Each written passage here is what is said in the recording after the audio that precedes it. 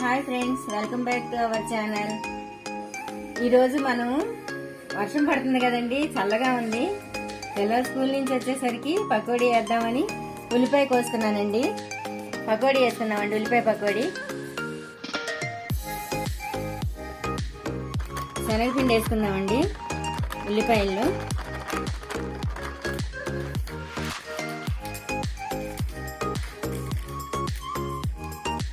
కొద్దిగా baking powder వేద్దామండి.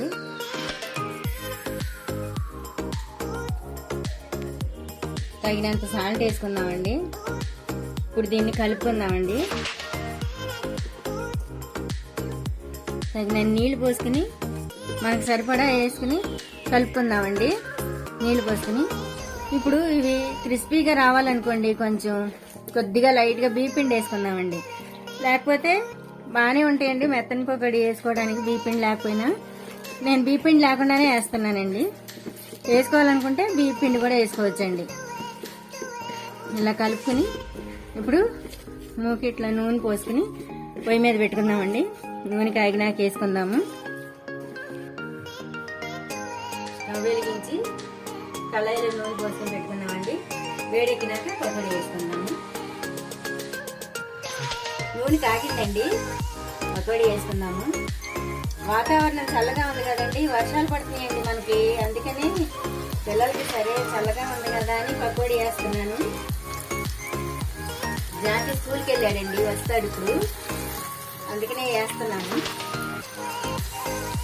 చూడండి ఏగినాయండి, ఏగిపోయినట్టేనండి. ఇక తీసేసుకుందాము. ఇంకొక వాయి వేసుకుందాము. బాగానే ఏగినాయండి, ఇలా వేస్తే సరిపోతాయి. మెత్తని పకోడీ కదండి, కొంచెం మెత్తగా బాగుంటాయి. బీపిండి వేస్తే ఏమవుతుందంటే కొంచెం కరకరమన్నట్టుగా అవుతాయండి. మెత్తని పకోడీకి బీపిండి వేయకపోతేనే నాకు బాగుంటాయండి, అందుకే ఇలా వేస్తున్నాను. ఏంటో అనుకోకుండా మనకు వర్షాలు పడుతున్నాయి కదండి, అందుకని చల్లగా ఉందని పకోడీ వేస్తున్నాను వేడివేడిగా.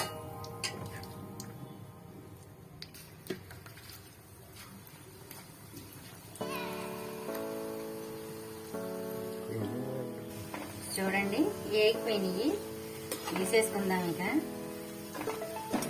ఇట్లా ఏగితే సరిపోతాయండి, మెత్తని పకోడీ కదా, ఇలా ఏగితే సరిపోతాయి. తీసేసి మళ్ళీ ఇంకొక వాయి వేసుకున్నాము. చాలా బాగా వచ్చినాయి కదండి. మీకు ఈ వీడియో నచ్చితే లైక్ చేయండి, షేర్ చేయండి, సబ్స్క్రైబ్ చేసుకోండి. జాకీకి కొంచెం సపోర్ట్ ఇవ్వండి. ఈ వీడియో అయిపోయిందండి, మళ్ళీ నెక్స్ట్ వీడియోలో కలుద్దామండి.